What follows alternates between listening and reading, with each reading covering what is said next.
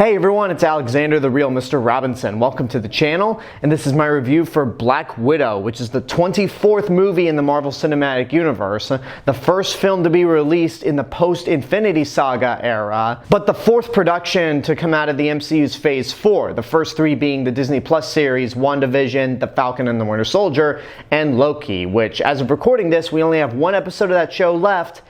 And if I'm going to be completely honest, I think it's my least favorite of the Disney Plus series. But we have one more episode to go. I'll save my full opinions for the review. And besides, we're not even talking about Loki. We're talking about Black Widow. Even though this movie has come out long after the Infinity Saga has ended, it takes place right after Civil War, after Natasha Romanoff, played again by Scarlett Johansson, let Steve Rogers and Bucky escape. And now she is on the run from Secretary Ross, played once again by William Hurt. She soon finds herself reunited with her younger sister, Elena, played by Florence Pugh, and before you know it, Natasha is forced to confront her past as a Black Widow being trained in the Red Room, and she and Elena and their parents are on a giant mission to try to stop the Red Room and end the Black Widow project once and for all. So here we are, after much demand and after several delays thanks to the pandemic, we finally get a Black Widow solo movie. Everyone's been clamoring for this.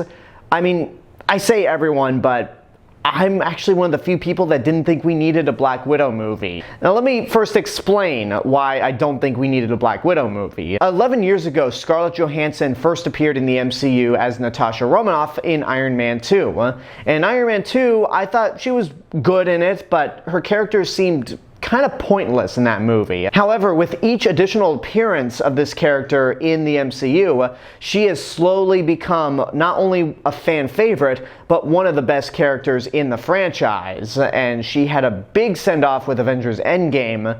And I just thought to myself, Natasha's had a lot to do in these team-up movies as a supporting character. We got kind of a big story with her already, so I don't know what a solo movie could really contribute. And plus, this movie is coming out after Avengers Endgame, after Natasha Romanoff has died. Spoilers for what once was the highest grossing movie of all time, but no longer is. I mean, sure, this movie is a prequel, but I feel like it's a movie that might have worked better had it come out right after Civil War, or at least maybe in 2017. But that being said, it is part of the Marvel Cinematic Universe. It's among my top 3 favorite film franchises out there. I am a huge fan of it. In fact, some might say I'm more than a fan, so I was excited for this no matter what. And I'm recording this review literally as soon as I got back from the theater, and it was fine. I mean, I liked it more than I disliked it.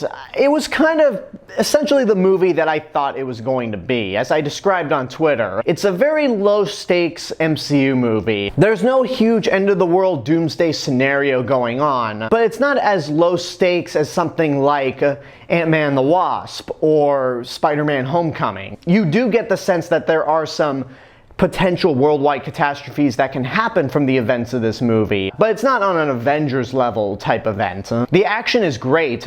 Cate Shortland is the director of this movie, and she does a really good job with the action. It's well framed, it's well choreographed, it's very well edited to where you can see everything that's happening, and sometimes it's really brutal. Not to a point where it's a hard PG-13 going for R, but in a sense where you do feel the impact of some of these hits. And most of the action is very much on par with Winter Soldier or Civil War, where it feels a lot more grounded, although when you do get to the climax, it can be I don't know, I don't want to say far-fetched because it's the MCU. There's giant green rage monsters, talking trees, talking raccoons, demigods, aliens, so I don't want to say it's far-fetched, but it's just more outlandish and over the top than some of the previous action scenes were, but it still gets the job done. The performances are still just as good as ever. Scarlett Johansson, once again, is great as Natasha Romanoff, aka Black Widow, but there are a few points in this movie where I felt like her character was sidelined,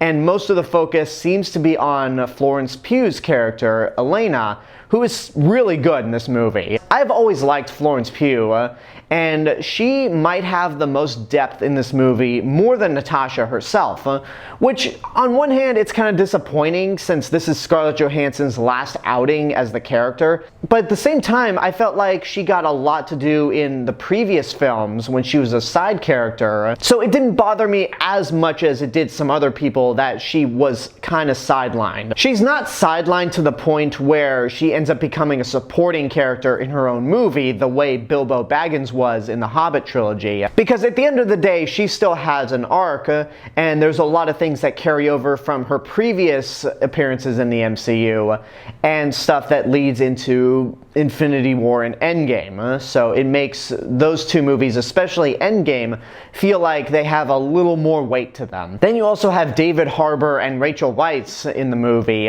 and David Harbour seems to be more of the comic relief type character. He plays the Red Guardian, and if I had any negatives about the movie, it's that the humor here is very much hit and miss. Most of it seems to come from Florence Pugh and David Harbour, and sometimes there are genuinely funny moments, and then other times there are jokes where I just think to myself, ooh, that didn't really land well, did it? Now, I'm one of the people out there that does not have a problem with humor in the MCU, because the humor helps us relate to these characters more, and it humanizes them in a way to where when the tragic stuff happens, you feel more of an impact. But with this movie, I felt like they could have pulled back with the humor and kept a tone that was more similar to Captain America the Winter Soldier, Civil War, and Falcon and the Winter Soldier. So that was a letdown, that this movie tried to be funnier than it actually is. And Rachel Weisz is really good as well, but I just don't have a whole lot to say about her character, other than she's good. Another issue I had is that the villain isn't really all that interesting. And I'm not even talking about Taskmaster, who I think looks pretty cool, although there is something that happens with this character that might irritate fans. It didn't personally bother me, but I could see some people looking at what they did with Taskmaster and go, huh? No, I'm talking about the other villain of the movie, the main one. And this villain is probably amongst the weakest of the series. I mean, he's no Malekith, he's no Ivan Vanko from Iron Man 2, but he certainly is no Thanos, I'll just say that. Out of all the Phase 4 movies and series coming out, Black Widow was probably the one I was the least excited for, and it ended up being exactly what I thought it was going to be. It's a good movie, it's just not great. If I were to rank this in terms of the rest of the MCU, it would probably be at number 20, just above the Ant-Man movies, but below Spider-Man Far From Home. It's fun, it's got some great action, it has some really good character moments, especially from Elena. I mean, sure, maybe it's not the send-off that we all hoped it would be for Scarlett Johansson in the MCU, but it does a good job at setting up the future for the MCU going forward, and I don't think it's anywhere near as bad or even as mediocre as some people are claiming it to be, and I'm not even talking about Stephen Dorff. It's what he said about this movie and how he's going to find the next Stanley Kubrick and act for him is just silly, considering that he was in an Uwe Boll movie and Bucky Larson Born to Be a Star as a character named Dick Shadow. Yeah, go look that up on IMDb. I'm not making that name up. But whatever, he can have his own weird opinion. For me, it was fun. It's not one of my favorite MCU movies, but it's far from the worst. And there you go, that's my review for Black Widow. I don't know if I'll be doing a spoiler review for this movie. I tend to do spoiler reviews for the MCU, but there's honestly not a whole lot else to talk about with this movie to where I'd want to do spoilers. So don't expect a spoiler review. If I do one, then you'll see it. If I don't, then don't be surprised.